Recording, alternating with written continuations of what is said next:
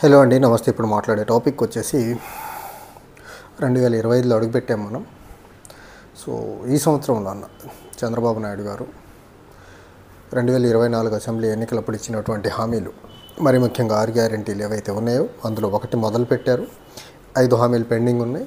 ఆ 5 హామీలు కనీసం 2025 బిగిన్ అయింది కాబట్టి సంవత్సరం ఫస్ట్ క్వార్టర్ మీన్స్ బడ్జెట్ ప్రవేశపెట్టేలోపు వాటి అన్నిటి మీద రూట్ మ్యాప్ అనౌన్స్ చేసేసి మిగిలిన 5 గ్యారెంటీలు ఇంప్లిమెంట్ చేస్తారనేసి ఒకటి ఎక్స్పెక్ట్ చేద్దాం. ఎందుకంటే ఆయన చెయ్యడు అనేది చాలా క్లియర్. బట్ 2025లో అన్నా చెయ్యకపోతే చంద్రబాబు నాయుడు గారు 2029 ఓటమి ఇంకా రిటర్న్ స్క్రిప్ట్ అనమాట అది. తర్వాత చంద్రబాబు నాయుడు గారు 2024 అసెంబ్లీ ఎన్నికలకు ముందు ఆయన చెప్పినటువంటి మాటలు ఏవైతే ఉన్నదో సంపద సృష్టి అంటే నేను అనుకున్న రాష్ట్రం యొక్క సంపద సృష్టి పెరుగుద్ది అనుకున్నా, లేకపోతే రాష్ట్రంలో ఉన్న ప్రజానికం యొక్క సంపద సృష్టి పెరుగుద్ది అనుకున్నాను. కానీ చంద్రబాబు నాయుడు గారు దేశంలోనే అత్యంత రిచెస్ట్ చీఫ్ మినిస్టర్ అవుతారని అయితే అనుకోలేదు. 930 పైచిలుకు కోట్ల రూపాయలతో. సో అలా కాకుండా సంపద సృష్టి మీద ఫోకస్ చేసి ఆంధ్రప్రదేశ్లో అందరినీ 900 కోట్ల రూపాయలు సంపాదించే 5 కోట్ల మందికి ఆ లెవెల్కి తీసుకురాకపోయినా కనీసం కోటీశ్వరులను చేసేదానికి రూట్ మ్యాప్ క్రియేట్ చేసి ఆంధ్రప్రదేశ్ ప్రజల్ని ఆర్థికంగా ఎంపవర్ చేయాలని ఒకటి ఆశిద్దాం. తర్వాత నేను ఇక్కడ చెప్పదలుచుకుంది సంపద సృష్టి అనే అంశానికి వచ్చేసరికి చంద్రబాబు నాయుడు గారు సంపద సృష్టిలో ఇప్పటి వరకు యూజ్ చేసిన స్ట్రాటజీస్ ఏంటంటే, ఒకటి దేశీయంగా ఉన్నటువంటి లెండింగ్ ఏజెన్సీస్ నుంచి, తర్వాత విదేశీయంగా ఉన్నటువంటి లెండింగ్ ఏజెన్సీస్ నుంచి అప్పులు తీసుకొచ్చి ఆంధ్రప్రదేశ్ రాష్ట్రాన్ని అప్పుల కుప్పగా మార్చే ప్రయత్నం చేస్తున్నారు. నెంబర్ 1. నెంబర్ 2 ఆయన చేస్తుంది ఏంటంటే, మద్యం షాపులు ఆల్రెడీ లైసెన్స్లు అయిపోయినాయి, మద్యం దుకాణాలు ఓపెన్ అయిపోయినాయి, మద్యం మీద ట్యాక్సులు బాదుకుంటూ ముందుకెళ్తున్న ప్రయత్నం చేశారు. చంద్రబాబు నాయుడు గారు 2024 అసెంబ్లీ ఎన్నికలకు ముందు ప్రధానంగా చెప్పింది బాదుడే అనే ప్రోగ్రాంలో కరెంట్ ఛార్జీలు నేను వస్తే 5 సంవత్సరాలు కరెంట్ ఛార్జీలు పెంచాలని ఒక దుర్మార్గమైన అబద్ధాన్ని చెప్పి ఇప్పుడు వచ్చి కరెంట్ ఛార్జీలు నెలకు 15,000 కోట్ల రూపాయలని ఆంధ్రప్రదేశ్ ప్రజల మీద విద్యుత్ ఛార్జీలు భారం మోపే ప్రయత్నం ఏదైతే చేస్తున్నాడో, ఇలాంటి దుర్మార్గమైన పనులు చేయకుండా ఒక పక్క ప్రజల దగ్గర ఉన్న డబ్బుని మద్యం రూపంలో లాక్కోవడం, ఇంకో పక్క కరెంట్ ఛార్జీల రూపంలో లాక్కోవడం, ఇంకో పక్క నాకు తెలిసి రేపు మాపోయినా ఈయనకు టైం వచ్చినప్పుడు బస్ ఛార్జీల రేట్లు పెంచడం, లేకపోతే స్టేట్ లెవెల్లో ఉన్నటువంటి పెట్రోల్ డీజిల్ మీద వ్యాట్స్ పెంచేసి ప్రజల దగ్గర నుంచి డబ్బులు ట్యాక్స్ రూపంలో దొబ్బుకొని దాన్ని సంపద సృష్టిగా చూపించే ప్రయత్నం చెయ్యొద్దు. సంపద సృష్టి అంటే మీరు ఏమైనా ఇండస్ట్రీస్ తీసుకురండి. మీరు అంతకుముందు ఈజ్ ఆఫ్ డూయింగ్ బిజినెస్తో పాటు స్పీడ్ ఆఫ్ డూయింగ్ బిజినెస్ అన్నారు. ఐ థింక్ నాకు తెలిసి ఆంధ్రప్రదేశ్ ఎన్డీఏ ప్రభుత్వంలో అసలు బిజినెసే లేదు. సో బిజినెసే లేని రాష్ట్రంలో స్పీడ్ ఆఫ్ డూయింగ్ బిజినెస్ అనే క్వశ్చన్ ఒకటి అరేంజ్ అవుతుంది, లేకపోతే ఆస్పెక్ట్ ఒకటి అరేంజ్ అవుతుందని అయితే నాకైతే అసలు ఎక్కడ కనిపించట్లేదు. ఎందుకంటే బిజినెస్ కంప్లీట్గా స్టాండ్ స్టిల్ అండ్ స్టాగ్నేషన్ మోడ్లో ఉంది. దానికి బెస్ట్ ఎగ్జాంపుల్స్ ఫాక్స్కాన్ లాంటి కంపెనీలు తమిళనాడుకి వెళ్ళిపోయినాయి, సిస్కో లాంటి కంపెనీలు తమిళనాడుకి వెళ్ళిపోతున్నాయి. సో ఆంధ్రప్రదేశ్లో జరగబోయే ఆర్థిక అభివృద్ధి అనేది ఎక్కడ కనపడేదానికి ఆస్కారం లేదు. ఒక్క చంద్రబాబు నాయుడు గారిని మోసే మీడియాలో చంద్రబాబు నాయుడు గారి గురించి పొద్దు నుంచి సాయంత్రం వరకు భజన కొట్టే పేపర్లు, టీవీల్లో తప్ప ఆంధ్రప్రదేశ్లో అభివృద్ధి అనేది ఎక్కడ కనపడట్లా. ఇంకోటి, పొద్దున్న లేచిన దగ్గర నుంచి సాయంత్రం వరకు ఒకటే పాట, అమరావతి అనే పాట పాడే ప్రయత్నం చేస్తున్నారు. సో ఏదైతే సెంట్రలైజ్డ్ డెవలప్మెంట్ జరిగితే ఖచ్చితంగా రాబోయే రోజుల్లో మళ్ళీ రాష్ట్రానికి అదొక ముప్పుగా మారేదానికి ఆస్కారం ఉంటుంది. ఒక రాష్ట్రంలో ఒక ప్రాంతం మాత్రమే అభివృద్ధి చెంది రాయలసీమ తర్వాత ఉత్తరాంధ్ర జిల్లాలకు మీరు సరి అయిన డైరెక్షన్స్ ఇవ్వకపోతే ఖచ్చితంగా మీరు ఆంధ్రప్రదేశ్ ఉమ్మడి రాష్ట్రానికి ఎలా అయితే హైదరాబాద్ సెంట్రీగా కొద్దిపాటి డెవలప్మెంట్ని చేసి మొత్తం నేనే చేశాను డబ్బాలు కొట్టుకుంటున్నారో, దానివల్ల జరిగిన అర్థం రాష్ట్రం విడిపోయింది.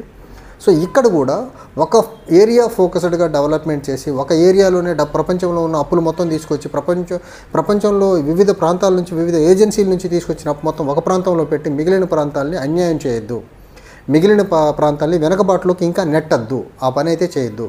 కుదిరితే ఆంధ్రప్రదేశ్ ప్రజల మీద పన్ను భారం తగ్గించండి, విద్యుత్ ఛార్జీలు వేయద్దు. బాదుడే అని అప్పుడు చెప్తే అర్థం కాలేదు, ఇప్పుడు అర్థమవుతుంది మీరు వచ్చిన తర్వాత కూడా బాదుతారనేసి. గత ప్రభుత్వాల కంటే ఎక్కువ బాధడం మొదలుపెట్టారు మీరు. ఇంకోటి మీరు చేస్తున్న తప్పు ఏంటంటే, ఇప్పుడు ఇక్కడ మద్యం షాపులతో పాటు ప్రీమియం మద్యం షాపులు అనేసి అర్బన్ ఏరియాస్లో తీసుకొచ్చే ప్రయత్నం చేస్తున్నారు.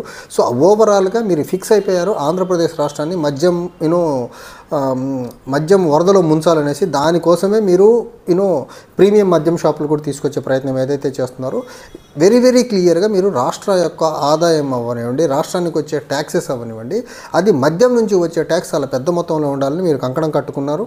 సో పేద ప్రజలు, సామాన్య ప్రజలు తాగే మద్యం నుంచే మీరు ట్యాక్సులు కలెక్ట్ చేసుకొని వాటి నుంచే వీళ్ళు ప్రభుత్వాన్ని నడిపే ప్రయత్నం చేస్తున్నారు. కానీ సంపద సృష్టి మీ వల్ల కాదు అనేది మాత్రం ఇప్పటికైతే క్లియర్గా అర్థమైంది. 2024 గడిచిన 6 నెలల్లో మీరు ఏం చేయలేదు. అసలు సంపద సృష్టి కోసం ఆంధ్రప్రదేశ్ ప్రభుత్వం ఏదన్నా ఒక డెసిషన్ తీసుకుందా అంటే ఒక్క డెసిషన్ కూడా తీసుకోవాలి. కనీసం 25లో సంపద సృష్టి మీద ఏమైనా డెసిషన్ తీసుకుంటే బెటర్, ప్రజలకు తెలియజేయండి. నంబర్ 2, మీరు చెప్పినటువంటి 6 గ్యారెంటీల్లో 5 గ్యారెంటీలు బాకీ ఉన్నాయి. 5 గ్యారెంటీలు కనీసం 2025 ఎండ్ కల్లా ఇంప్లిమెంట్ కానీ మీరు చెయ్యకపోతే రాసి పెట్టుకోండి, 2029 మీది కానే కాదు ఎన్నికలు. సో ప్రజల్ని నమ్మబలికిచ్చి మోసాలు చేసి మీరు అధికారంలోకి వచ్చారు, పచ్చి అబద్ధాలు చెప్పి.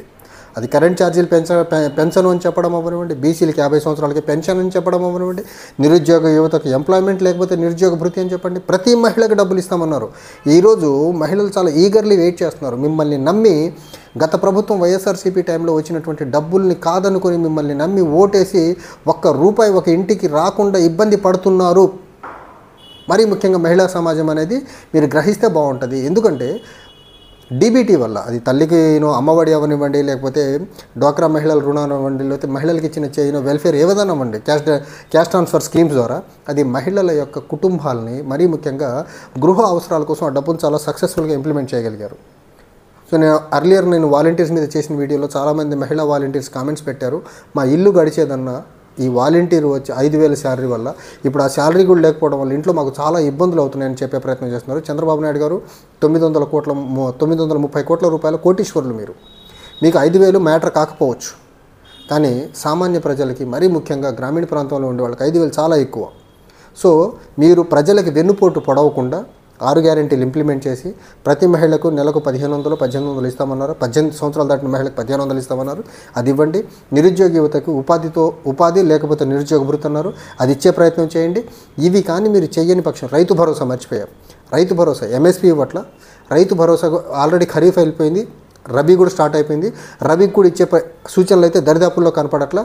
సో ఏదైతే గత ప్రభుత్వంలో స్ట్రీమ్లైన్ మేనర్లో డబ్బులు రైతాంగానికి అవ్వనివ్వండి, మహిళలకు అవ్వనివ్వండి, రాష్ట్రంలో పెన్షనర్స్కి అవ్వనివ్వండి, వివిధ వర్గాలకు వచ్చే డబ్బు మొత్తాన్ని మీరు వచ్చి కంప్లీట్గా 6-7 నెలలుగా రూపాయి రాకుండా చేస్తున్నారు. ఒక పెన్షన్ కాకుండా మీరు కొత్తగా కంటిన్యూస్లీ వచ్చే పెన్షన్ ప్రక్రియ, పెన్షన్ డిస్ట్రిబ్యూషన్ తప్ప మీరు కొత్తగా చేసింది ఒకటి లేదు.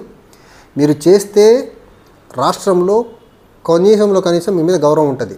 ఇప్పటికీ మీరు అనుకుంటున్నారేమో సెక్యూరిటీ లేకపోతే ప్రభుత్వంలో ఉన్నాం, మనం ఎదురెవరన్నా మాట్లాడితే కేసులు పెట్టేసి అడ్డగోలుకి ఇబ్బంది పెడదామనేసి, కానీ ప్రజల్లో మాత్రం తీవ్రమైన ఆవేదన, ఆగ్రహం, కోపతాపాలు ఉన్నాయి కూటమి ప్రభుత్వం మీద, మరీ ముఖ్యంగా మీ మీద, పవన్ కళ్యాణ్ గారి మీద. పద్ధతి మార్చుకొని ప్రజలకు చేరువై ప్రజలకు మంచి పరిపాలన ఇస్తే సరే, లేదంటే మాత్రం 2029 ఎంతో దూరంలో లేదు. అండ్ 2029కి మీ ప్రిపరేషన్ మొత్తం మీ జాతకాలని డిసైడ్ చేసే సంవత్సరం 2025. ఈ 2025లో మీరు ప్రజల్ని ఇలానే మద్యం షాపులు ఓపెన్ చేసుకుంటా, ప్రీమియం మద్యం దుకాణాలు ఓపెన్ చేసుకుంటా, బస్ ఛార్జీలు పెంచుకుంటా, కరెంట్ ఛార్జీలు పెంచుకుంటా, ఇస్తామన్న 6 గ్యారెంటీలు ఇవ్వకుండా కాలయాపన చేస్తే మిమ్మల్ని శాశ్వతంగా మాత్రం 2029లో బే ఆఫ్ బెంగాల్లో మాత్రం కలపడం మాత్రం చాలా పక్కాగా జరుగుద్ది. చూద్దాం 2025లో అన్న మిగిలిన 6 బాబు సూపర్ 6 గ్యారెంటీల్లో 5 గ్యారెంటీలు పెండింగ్ ఉన్నాయి. అవి ఇంప్లిమెంట్ చేసి రాష్ట్రంలో సంపద సృష్టించి చంద్రబాబు నాయుడు గారు 930 కోట్లు జనాలకు సంపాదించే అవకాశం ఇవ్వకపోయినా కనీసం కోటీశ్వరులను చేసేదానికి ఏమైనా రూట్ మ్యాప్ ఏమైనా ఇస్తాడేమో చూడాలి. Thank you.